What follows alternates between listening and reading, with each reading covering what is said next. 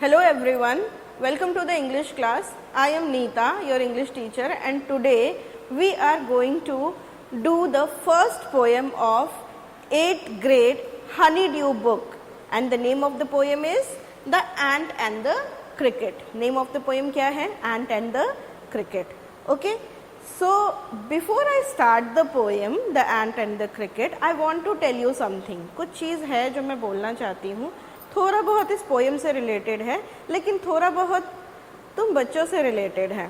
और ये है कि बहुत सारे बच्चे ऐसा सोचते हैं कि हम बहुत इंटेलिजेंट हैं और हम बिना मेहनत के ही बहुत अच्छे मार्क्स लेकर आ जाएंगे, पर ऐसा नहीं होता है।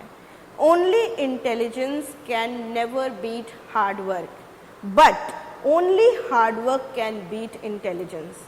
ठीक है, तो सिर्फ इंटेलिजेंस जो है वो हार्डवर्क को कभी बीट नहीं कर सकता है। ठीक है, लेकिन हार्डवर्क जो है वो सिर्फ हार्डवर्क इंटेलिजेंस को बिल्कुल बीट कर सकता है। और इसका बहुत ही फेमस एग्जाम्पल है जो हमारे संस्कृत के जो ग्रामर है, ठीक है ना, पाणिनि, जिसको लिखा है उन्होंने। तो ये जो थे जिन्होंने लिखा है Panini, it is a very simple Sanskrit grammar. वो बहुत ही मंदबुद्धि बालक थे और उनके गुरुजी जो थे वो उनसे इतने परेशान हो गए थे कि उन्होंने उनको कहा था कि आप अब मुझे नहीं लगता है कि आप पढ़ाई कंटिन्यू करनी चाहिए, आप घर जाइए और आप कुछ और काम करिए। और उन्होंने उनको अपने गुरुकुल से निकाल दिया था। लेकिन जब वो रास्ते में जा रहे थे तो वो एक कुएं की जगत पे उन्होंने देखा कि रस्सी के बार बार खींचने से, पानी निकालने के लिए जो रस्सी खींच के यूज़ की जाती है, उसकी वजह से पत्थर के ऊपर निशान पड़ गए हैं। तो उन्होंने कहा कि जब एक कोमल सी रस्सी जो है पत्थर को घिस सकती है, तो अगर मैं मेहनत करूँगा तो मैं क्यों नहीं पढ़ सकता हूँ। और उन्होंने क्या किया, he started working hard and see what he did, he became so famous and he wrote the simplest Sanskrit grammar. तो मेहनत जो है वो बहुत ज़रूरी है ज़िंदगी में। इस पोएम में भी हम देखेंगे कि कैसे मेहनत जो है वो ज़रूरी है। पहले हम देखते हैं कि ये पोएम है क्या। तो the ant and the cricket जो पोएम है, it is actually a fable. अब ये फेबल क्या होता है? फेबल्स होती हैं वो स्टोरीज, वो फिक्शनल स्टोरीज जिनमें मॉरल होता है, जिनमें एक मॉरल होता है। मॉरल तो खैर हर कहानी में होता है, हर कहानी के पीछे कुछ ना कुछ लेसन छुपा होता है, लेकिन usually involving animals as characters. यहाँ पे एनिमल्स क्या करते हैं? बात करते हैं। एनिमल्स को as a human being personify किया रहता है और वो जो है वो इसमें बात करते रहते हैं। It is a literally genre that is used to create stories to make morals easily reachable to all. और ये इसलिए किया जाता है ताकि बच्चे जो है वो इंटरेस्ट लेके सुने उसको। बच्चों को जब बोला जाएगा कि हाँ डॉग जो है उसने ऐसे बोला, फॉक्स जो है वो बहुत क्लेवर होती है और उसने ऐसे सोचा, तो बच्चे जो है इंटरेस्ट लेते हैं। And that is why it is written in this form. उनको ह्यूमन बीइंग के जैसे पर्सोनिफाई करके लिखा जाता है ताकि बच्चे जो हैं वो इंटरेस्ट लेके उसको पढ़ें। ठीक है, and these are called fables. ठीक है, हमारी जो इंडिया की एक बहुत ही फेमस फेबल है एंड दैट इज़ पंचतंत्र की कहानियाँ रिटन बाय विष्णु शर्मा। पंचतंत्र की कहानियाँ जो हैं वो भी ऐसी ही हैं, वो भी एक फेबल है जिसमें एनिमल्स जो हैं वो बात करते हैं एंड एनिमल्स जो हैं उनसे उनको यूज़ करके हमें कोई ना कोई लेसन सिखाया जाता है, मॉरल सिखाया जाता है। This poem the ant and the cricket is adapted from the famous book Aesop's fable. तो ये किससे रिलेटेड लिया गया है? एशोप फेबल्स, जो कि बहुत ही फेमस है। ठीक है ना। Aesop's is believed to be the story teller who lived in Greece between 620 to 524 BC। यानी कितनी पुरानी है ये कहानियाँ? 620 से 524 BC के समय में ये बच्चों को सुनाई जाती थी और आज की डेट में भी सुनाई जाती हैं। Aesop's fable became so famous that it was translated into many languages and sold millions of copies worldwide. It has been 2000 years. अब 2000 साल हो गए हैं इसको बोलते हुए, इसको लिखते हुए, और आज भी मीनिंग जो है वो बिल्कुल सही बैठते हैं। आज भी जो इन स्टोरीज में जो मॉरल आता है, जो मीनिंग आता है, वो बिल्कुल बिल्कुल करेक्ट होता है, एक्यूरेट होता है, लगता है आज ही कल की बात है, ठीक है, इतनी पुरानी बात नहीं है, ऐसा लगता है। Okay, so cricket is an insect similar to grasshopper. Cricket कैसा होता है? एक इंसेक्ट होता है जो ग्रास हॉपर के जैसा होता है, हिंदी में इसको झिंगुर भी बोलते हैं। Okay, that feeds on plants, leaves, vegetables and other insects. और इसका खाना क्या है? प्लांट्स है, लीव्स है, वेजिटेबल्स है और दूसरे इंसेक्ट्स है। Okay, in this poem the cricket has been portrayed as a lazy insect. इस पोएम में क्रिकेट को क्या बताया गया है कि लेजी इंसेक्ट है, आलसी इंसेक्ट है, जो कि कोई काम नहीं करता है, दैट एंजॉय गुड टाइम। और जब अच्छा टाइम आता है तो वो क्या करता है? बिना सोचे समझे फ्यूचर के बारे में कुछ भी नहीं सोचता है और उसे लगता है कि wow this is the best time, मुझे सब कुछ मिल रहा है, मौसम इतना सुहावना है, खाना इतना सारा ढेर सारा है और अब मुझे फ्यूचर के बारे में क्या सोचना, और वो पूरी तरह से इंजॉय करता है इस समय को, ठीक है ना। Whereas the ant, the usually active insect, तो एंट तो फेमस है, she is very active, she is very busy, ant जो है वो हमेशा बिजी रहती है। तो यहाँ पे एंट को एक हार्ड वर्किंग इंसेक्ट के जैसे पोर्ट्रे किया गया है and has been portrayed as a hard working insect that saves resources for the future, जो क्या करती है? फ्यूचर के लिए रिसोर्सेज सेव करती है। The poet says there are 4 legged and 2 legged crickets। तो पोएट क्या बोलते हैं? हम पोएम में देखेंगे कि पोएट ने कहा है कि there are 4 legged crickets and 2 legged crickets, okay, in this world. तो क्लियरली क्रिकेट्स आर 4 legged। तो क्रिकेट जो होते हैं, झिंगुर जो होते हैं, उनके तो 4 ही पैर होते हैं। तो ये 2 legged क्रिकेट्स कौन है? ये 2 legged क्रिकेट्स कौन है? Does he refer to humans? ये हमारी बात कर रहे हैं क्या? हम भी तो 2 पैर वाले हैं, तो कहीं हमारी बात तो नहीं कर रहे हैं? Who do not think about the future? कौन फ्यूचर के बारे में नहीं सोचता है भाई? वो क्रिकेट को बताते बताते वो किसका एग्जाम्पल दे रहे हैं? And spend the present time carelessly. Let's get into the poem to know the answer. तो चलो पोएम में जाते हैं और इसका आंसर जो है वो फाइंड आउट करते हैं। Okay,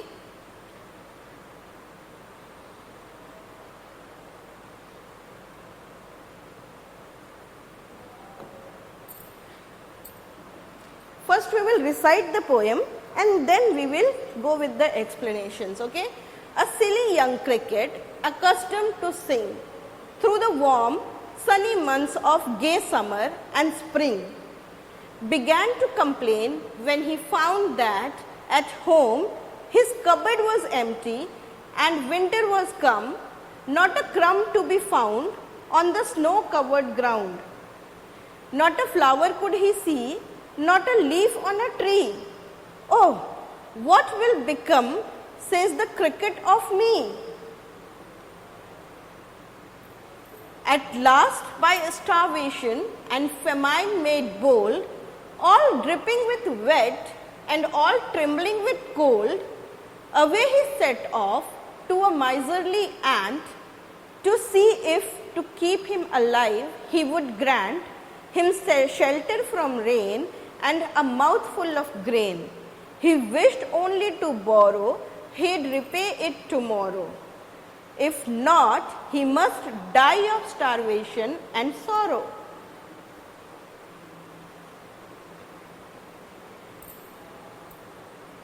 Says ant to the cricket, I'm your servant and friend, but we ants never borrow, we ants never lent.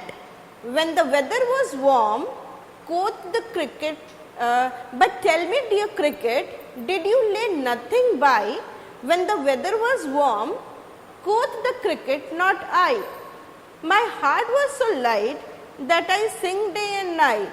For all nature looked gay, you sang, sir, you say. Go then, says the ant, and dance the winter away.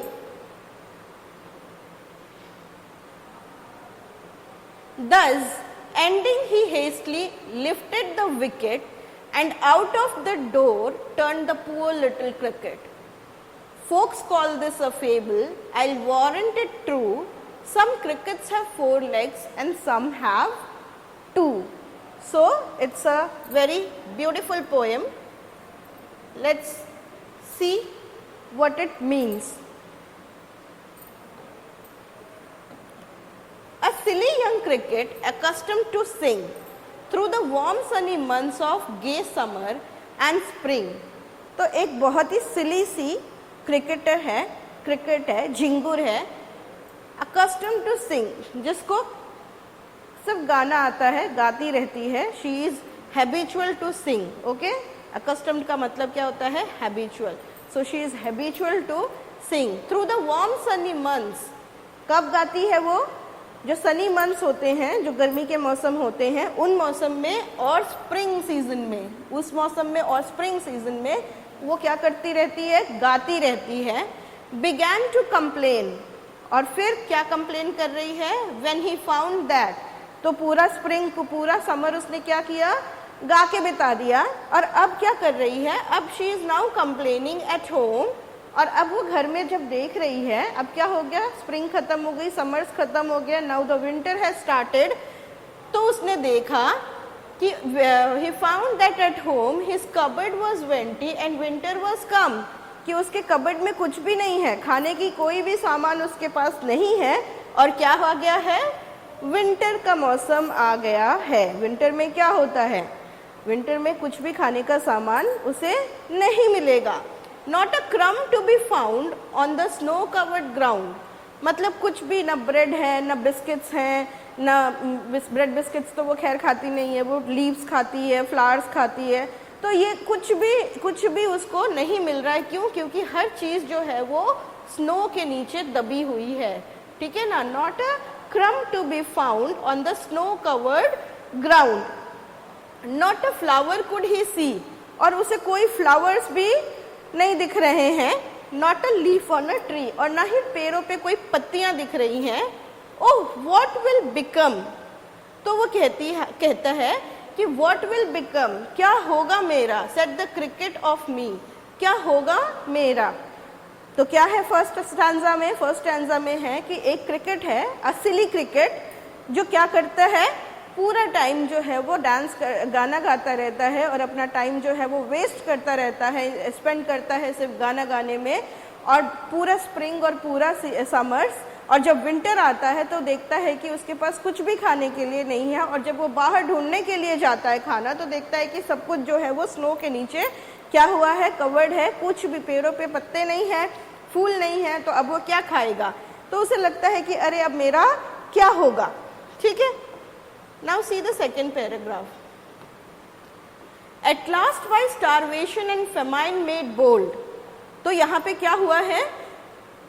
Starvation यानी कि जो भूख से मरने वाली हालत होती है, ऐसी हालत हो गई है. फेमाइन मतलब अकाल होता है, अकाल पड़ा हुआ है, फूड की कमी है, और ऐसी हालत हो गई है जैसे कि अब हम मरने वाले हैं. तो इससे थोड़ी सी उसे बोलनेस आती है, इससे थोड़ी सी उसे हिम्मत आती है. और उसे लगता है all dripping with wet and all trembling with cold. और वो पूरा ठंड में स्नो फॉल हो रहा है तो वो पूरा गीला हो गया है और उसे बहुत ठंडी लग रही है. तो वो क्या कर रहा है? ट्रेम्बल कर रहा है, यानी कि वो बहुत ही क्या कहते हैं थरथराता है, जो कपकपी हो गई है उसे. अवे ही set off to a miserly ant. और फिर वो किसके पास जाता है? एक माइजरली एंट के पास. माइजरली के कौन होते हैं? वो होते हैं जो अपनी चीज़ें जो है वो किसी के साथ शेयर नहीं करते हैं. ठीक है, कंजूस जो इनको हिंदी में हम बोलते हैं. तो वो किसके पास जाता है? माइजर एंट के पास जाता है. To see if to keep him alive. और वो देखना चाहता है कि एंट उसकी हेल्प करती है कि नहीं उसके ज़िंदा रहने में. He would grant him shelter from rain. कि उसे वो थोड़ी सी जगह देगी जहाँ की वो रह ले. And mouth full of grain. और थोड़ा सा खाना दे देगी जो वो खा ले. He wished only to borrow, he would repay it tomorrow. और वो ऐसा नहीं था कि वो उससे फ्री में ले रहा था. उसने कहा कि आज वो ले लेगा विंटर में, और जब समर आएगा तो वो उसे वापस कर देगा. ठीक है, यहाँ पर टुमारो का मतलब कल ही की बात नहीं कर रहा है, वो समर्स की बात कर रहा है.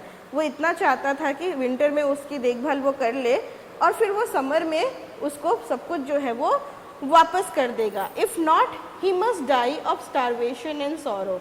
और अगर ऐसा नहीं करती है एंट तो क्या होगा उसका, वो भूख से मर जाएगा और दुख से मर जाएगा, भूख और दुख दोनों से ही वो मर जाएगा।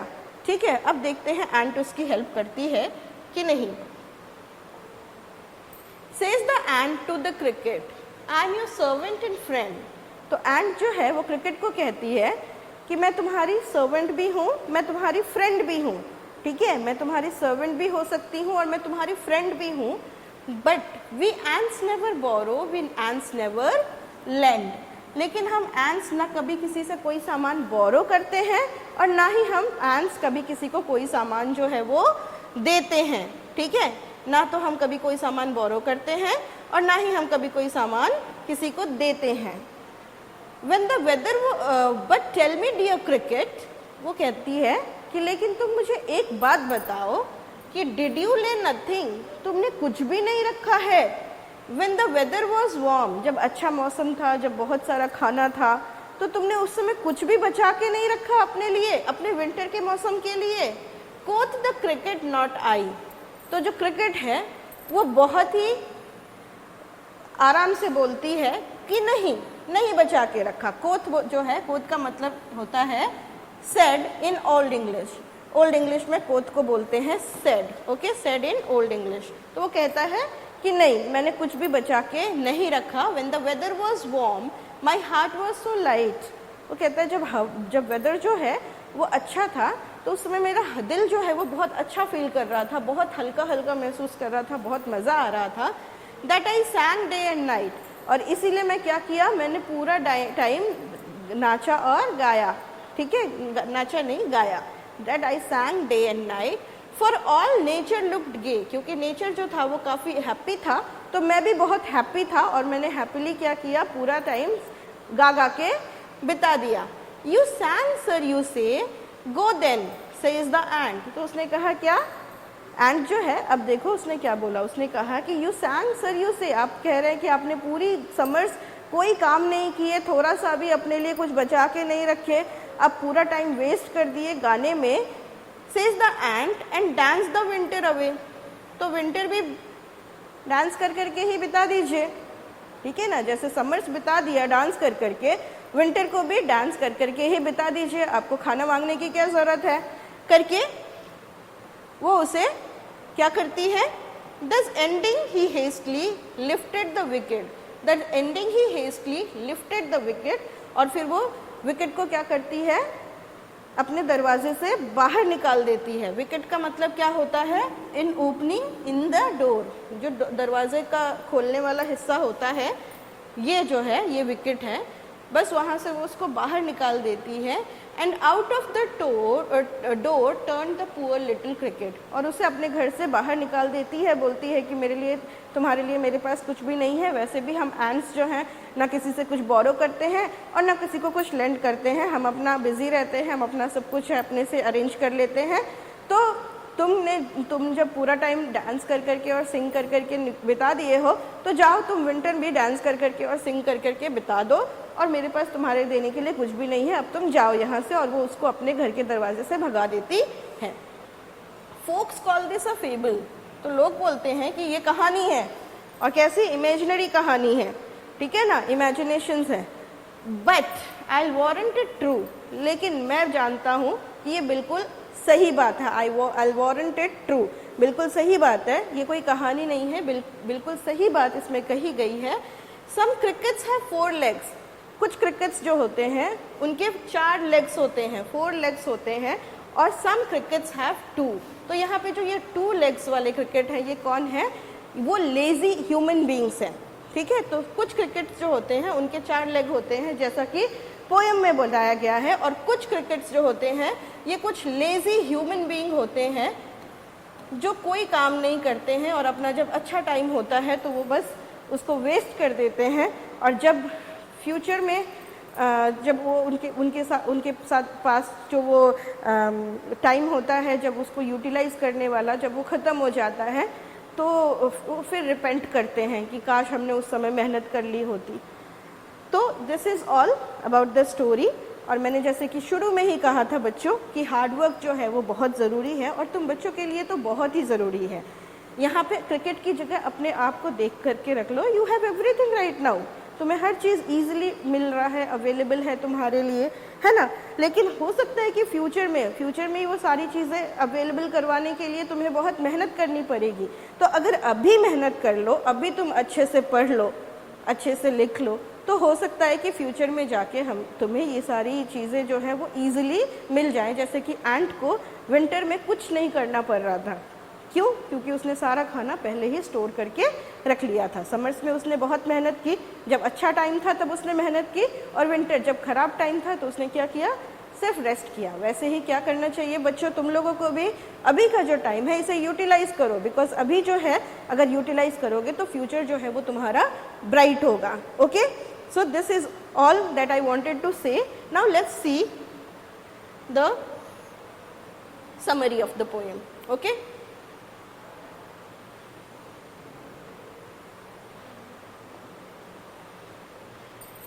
तो in this poem there are two characters, दो कैरेक्टर्स हैं इस पोएम में। एक एंट है और एक क्रिकेट है, एक लेजी है और एक हार्ड वर्कर है। क्रिकेट जो है, जो लेजी कैरेक्टर है, वो क्या करता है? पूरा time he sing songs and dances during the summer and spring season, he enjoys his full spring season, ठीक है ना, and he does not care for future, और कि फ्यूचर के लिए वो बिल्कुल भी केयर नहीं करता है। He has not stored any food for the winter season, और विंटर सीजन के लिए भी उसने कोई खाना पीना स्टोर करके नहीं रखा है। So when the winters arrive, तो इसीलिए जब विंटर आता है, he had nothing to eat, तो उसके पास कुछ भी खाने के लिए नहीं बचा है।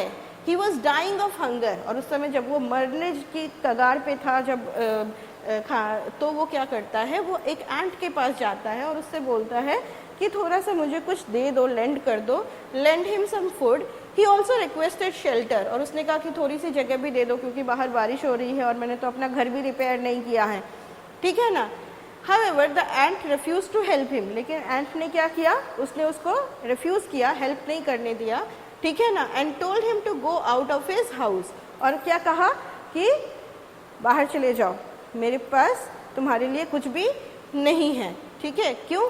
क्योंकि ऐसे लोग जो अपना प्रेजेंट खराब करते हैं, उनके फ्यूचर के लिए मेरे पास कुछ भी नहीं है, ठीक है। If we are aware of about our future needs, then we should start working towards it at the earliest. तो हमें अभी अपने फ्यूचर के बारे में पहले से ही प्लान करना चाहिए। हम सबको ही जानते हैं कि फ्यूचर जो है वो अनप्रिडिक्टेबल है, हमें नहीं पता कि कल क्या होने वाला है, लेकिन फिर भी हम जितना जानते हैं उतने के हिसाब से हमें अपनी फ्यूचर को क्या करना चाहिए? प्लान करके चलना चाहिए। We should not be careless and should not neglect important things, और हमें केयरलेस नहीं होना चाहिए और हमें कोई भी इम्पॉर्टेंट थिंग को नेग्लेक्ट नहीं करना चाहिए। और बच्चों के लिए सबसे इम्पॉर्टेंट होती है स्टडीज़, और उन्हें अपनी स्टडीज़ को बिल्कुल भी नेग्लेक्ट नहीं करना चाहिए। Okay, central idea of the poem जो है वो भी यही है, बहुत ही रियलिस्टिक मैसेज देता है central idea of the poem, और ये मैसेज देता है, this poem conveys a very realistic message. It shows if one does not think about the future, कि अगर कोई एक फ्यूचर के बारे में नहीं सोचता है तो he is destined to suffer, तो उससे बाद में जाके बहुत तकलीफ होने वाली है। The cricket in the story represents those human beings who are not wise enough to save for the future. तो यहाँ पे जो क्रिकेट है वो उन ह्यूमन बीइंग से उसकी कंपैरिजन की गई है जो अपने फ्यूचर के बारे में नहीं सोचते हैं और अपने फ्यूचर के लिए कुछ भी उन्होंने नहीं इकट्ठा करके रखा है। Such poor fellows face very awkward situation as the cricket had to, और ऐसे लोग जो हैं वो बहुत ही ऑकवर्ड सिचुएशंस फेस करते हैं जैसे कि क्रिकेट ने फेस किया, ठीक है। And it makes them weak and morally down, और वो उनको क्या करता है? वीक बनाता है और मॉरल भी उनका डाउन करता है, जैसे कि एंट ने क्रिकेट का मॉरल जो है वो डाउन किया। But there are people like the ant who are bold, लेकिन कुछ लोग एंट के जैसे भी होते हैं। And their boldness is only due to their planned life, और उनकी बोल्डनेस किस वजह से है? उनकी प्लान्ड लाइफ की वजह से है। उन्होंने हर चीज़ प्लान करके रखी है, फ्यूचर प्लान करके रखी है कि हाँ विंटर आएगा, जैसे एंट ने प्लान किया था कि विंटर आएगा, तो उसके पास पहले से ही सारी चीज़ें अवेलेबल थी, खाना था, उसने अपना घर भी अच्छे से बना के रखा था कि हाँ विंटर में उसे किसी भी चीज़ की प्रॉब्लम ना हो, और वो हमेशा खुश रहेगी। विंटर के बाद फिर समर आएगा, फिर से वो अपना काम करेगी और वो हमेशा खुश रहेगी। It is our real life. तो ये सिर्फ एक फेबल नहीं है, ये हमारी ज़िंदगी है, ठीक है। वी शुड बी लाइक एंट, और हमें किसके जैसे होना चाहिए? एंट के जैसे बनना चाहिए, and not like the cricket. Cricket के जैसे नहीं बनना चाहिए। It makes our life comfortable, और तभी हमारी ज़िंदगी जो है वो कंफर्टेबल होगी। The idea of the poem is we should think about the future and not just live in the present. और ये आइडिया क्या है कि हमें अपने फ्यूचर के बारे में भी सोचना चाहिए और सिर्फ प्रेजेंट में ही नहीं रहना चाहिए। So this was the central idea of the poem. Let's see what the poet has to say.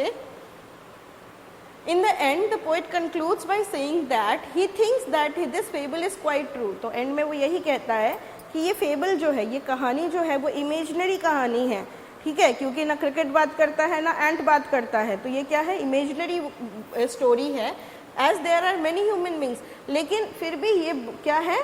एकदम सही बात है, क्योंकि बहुत सारे ह्यूमन बींग्स जो हैं वो फ्यूचर के बारे में नहीं सोचते हैं और बाद में जाके रिपेंट करते हैं, पछताते हैं, ठीक है ना। The story teaches us we shall not behave like cricket, और ये हमें सिखाता है कि हमें क्रिकेट के जैसे तो बिल्कुल भी बिहेव नहीं करना चाहिए। And we should always prepare for the future, ताकि डिफ़िकल्ट टाइम्स में हमें दूसरों की हेल्प ना लेनी पड़े। और वो हमें ये भी बताता है कि it also teaches us that we shall also be helpful to others unlike the ant, और हमें दूसरों की मदद भी करनी चाहिए, एंट के जैसे नहीं, जैसे उसने क्रिकेट की मदद नहीं की। Okay, so this was the conclusion. Now just see the rhyming words and rhyming scheme. इस पोएम में बहुत अच्छे से राइमिंग स्कीम हमें समझ में आएगा, ठीक है। तो राइमिंग स्कीम क्या होता है? You already know. Rhyming scheme होता है किस जो एक पोएम है वो लिरिकल वे में लिखी होती है, और इसके लिए क्या किए जाते हैं, जो कोई भी लाइन है, स्टैंजाज हैं, उसके लास्ट लाइन को क्या किया जाता है? रिदम में लाने के लिए राइमिंग वर्ड्स यूज़ किए जाते हैं, उसकी लास्ट वर्ड को हर एक लाइन की। तो इसमें उसको एक स्कीम, उसको एक तरीके से रिदम, ताकि वो रिदम में आए, इसलिए उसका एक तरीका होता है जिसको कहते हैं राइमिंग स्कीम। और अब हम देखेंगे इस पोएम में कि कैसे यूज़ किया गया है। तो इसका लास्ट, ये फर्स्ट लाइन है, इसका लास्ट वर्ड है सिंग, ओके। उसके बाद ये सेकेंड लाइन है, इसका लास्ट वर्ड है spring, okay. Now third line है home, then come, then found, ground, then see, tree and me. So what do we see in the first stanza? First line, first word जो है, अगर हम suppose इसको ए मान लेते हैं, तो ये क्या है? सिंग किसके साथ राइम कर रहा है? स्प्रिंग के साथ, तो ये भी, इसे भी हम ए मान लेते हैं। थर्ड लाइन जो है ये सी, ये क्या है? होम और कम। होम और कम जो है वो थोड़ा सा राइम कर रहा है, तो हम इसे दोनों को ही बी मान लेते हैं। देन फाउंड एंड ग्राउंड, इसे हम सी मान लेते हैं, okay. And now we see, tree and me, ये दोनों तीनों ही वर्ड्स एक दूसरे से राइम कर रही हैं। तो what is the rhyming scheme of the poem? It's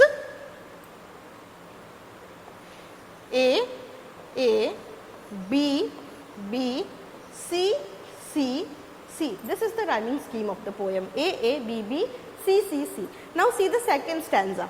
Second stanza को हम देखेंगे।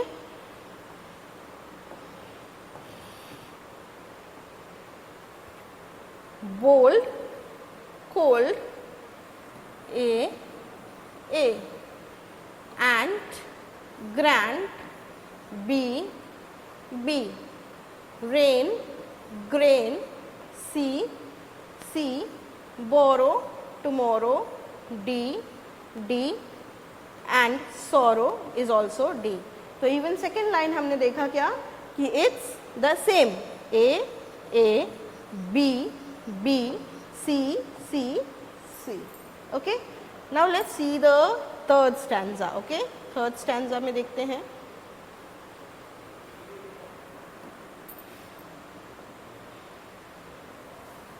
Friend and lend, A, buy and I, B, B, light and night. C, C, say, away. D, D, and this is also gay. Gay is also D. So again we see A, B, B, C, C, C. C, C, D, D and D. This is the rhyming scheme. और इसमें क्या है, last जो है ये थोड़े कम भी हैं लाइंस इसमें, so it will not have the same pattern. तो इसमें क्या है देखते हैं. Wicket and cricket, again A, true and 2, B and B. So it is A and B. So actually what is the rhyming scheme of the poem? A, B, C and D is the rhyming scheme of the poem.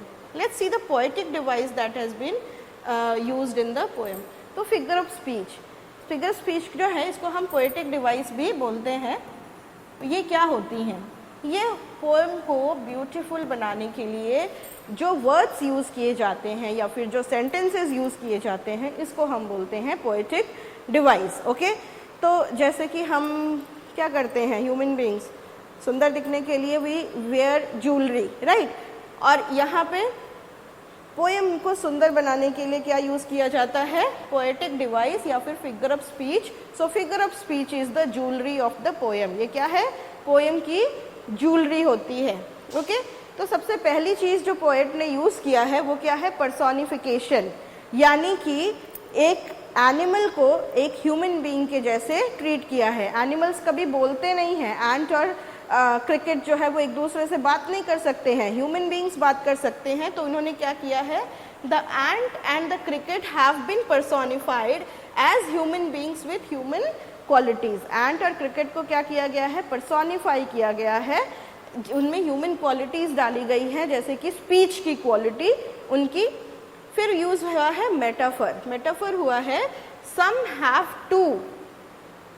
ठीक है, तो ये जो सम है, सम have to, ये सम कौन है, ये हमें छोड़ दिया है. Imagine some have to. Crickets को कंपेयर किया गया है किससे, ह्यूमन बीइंग से. 4 लेग्ड क्रिकेट्स, 2 लेग्ड क्रिकेट्स. तो ये 2 लेग वाले क्रिकेट्स कौन है, ह्यूमन बीइंग्स की बात कर रहे हैं.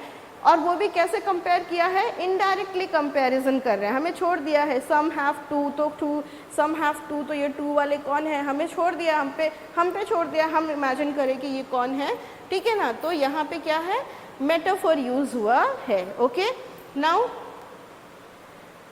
एलिटरेशन जो है, एलिटरेशन होता है when the words, same words जो है, सेम साउंड जो है वो बार बार आती है. सेम कॉन्सोनेंट साउंड्स जब एक लाइन में बार बार आती है तो उसको बोलते हैं alliteration. Repetition of the same initial sound in a line in poem, जैसे कि when, weather, was, warm.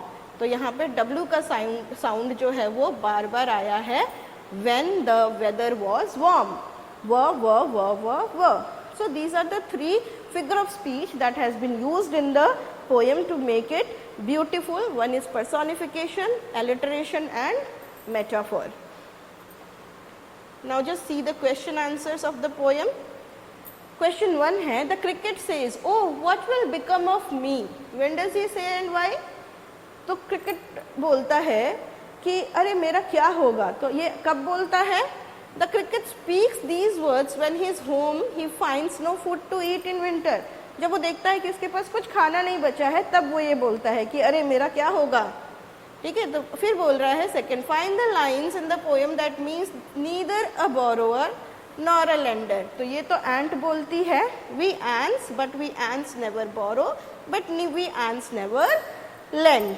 Okay, now the third is, what is your opinion about ant's principle. Ant के प्रिंसिपल को लेकर तुम्हारा क्या ओपिनियन है. तो एंट का प्रिंसिपल बैड नहीं है. It teaches a lesson to everybody to plan for the rainy day.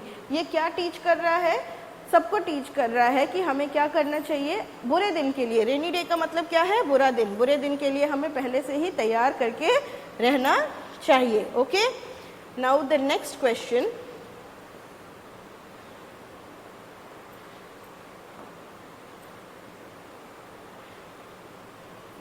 is The ant tells the cricket to dance the winter away. Do you think the word dance is appropriate here? If so, why? तो ant बोलती है कि जैसे summers तुमने dance कर करके बिता दिया, विंटर भी तुम क्या करो, डांस कर करके बिता दो.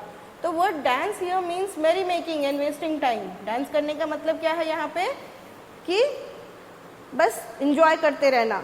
हाँ, इट्स अप्रोप्रिएट हियर, बिल्कुल अप्रोप्रिएट है यहाँ पे. क्यों? क्योंकि क्रिकेट जो था वो इररिस्पॉन्सिबल था and does not deserve any sympathy, और उसे कोई सिंपैथी की जरूरत नहीं थी. ओके, अब in which lines, fourth question है कि which lines the poet expresses poet's comment, read them aloud. The poet's comment is expressed in the last 2 lines. तो ये तो फेबल थी, ठीक है ना, कविता में एक कहानी थी, लेकिन लास्ट में कविता को बोलता है the folk calls it fables. लोग जो है इसे बोलते हैं कि ये फेबल है, it's an imaginary story. I will warrant it true, लेकिन मैं क्या कहता हूँ कि ये स्टोरी, ये इमेजिनरी स्टोरी नहीं है, ये तो सही की बात है.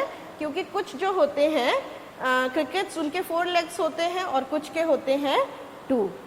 तो हमारे क्या कमेंट्स हैं इसको लेकर के हम लिख रहे हैं.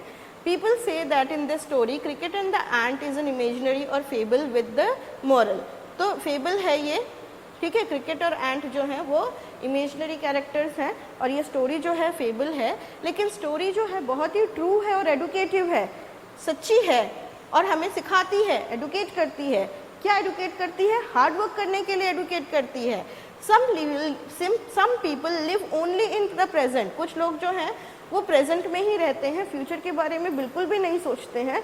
तो ऐसे लोग जो हैं वो फ्यूचर के बारे में सोचना शुरू करें, ये हमें सिखाती है, ठीक है. They spend what they earn and make मेरी. वो जो भी कमाते हैं वो खर्च कर देते हैं. ये तो बड़े लोगों की हुई, और छोटे लोगों के लिए, बच्चों के लिए तो मैंने बताया कि they waste their time and don't study. Okay, but they regret in the habit later on. लेकिन बाद में वो लोग इसमें क्या करते हैं, पछताते हैं जब उनके पास कुछ भी नहीं बचता है. तो ठीक है, तो in the end I just want to say that hard work is the key to success. Please work hard. This is the right time for you to work hard. And with this note, I end this class here. I'll come again with another video of the next lesson. Until then, bye bye, take care and be good.